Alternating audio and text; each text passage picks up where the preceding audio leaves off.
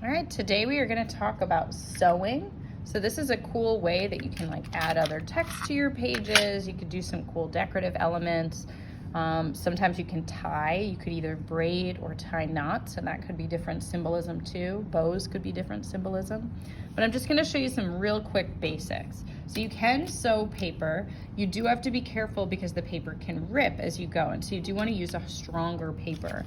I have smaller needles for smaller thread, bigger needles for bigger thread. And this is just embroidery floss, which I have in every different color. I also have thinner threads too. But if you want it to be a visual element, you might want something a little longer.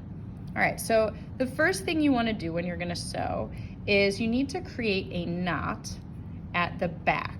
So when I go through these holes, I want the knot to catch at the back hole so that the thread doesn't get pulled through. Because if you do all the work to do a stitch, you really don't want it to come out.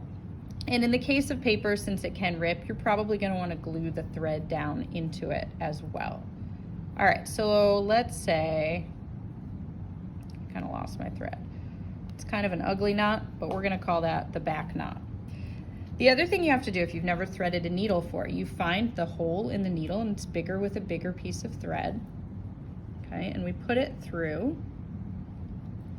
And so this becomes a little tail that keeps it attached to the needle. Okay, so if I'm gonna sew through these holes, I'm gonna pull my needle through. And then when I get to the part where it's supposed to catch, I could tape that down or glue it just to help because it is such a bigger hole. Now I'll go through my next hole, back down in, making sure my needle and the thread stay attached. Come back through. And this is just a basic stitch, but from here you could do a lot with it, right? I could have it go all the way around the edge of the page. I could have the space in between the holes be closer so then the thread takes up more space.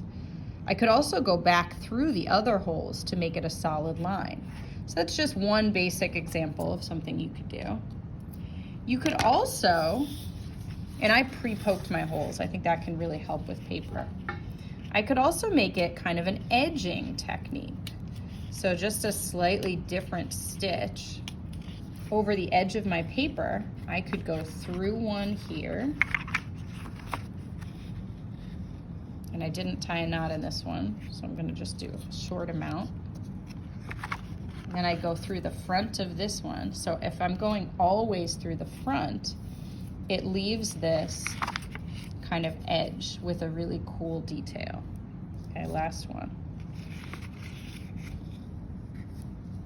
All right, so sewing is a really interesting way that you can add some more dimension or interest to your piece.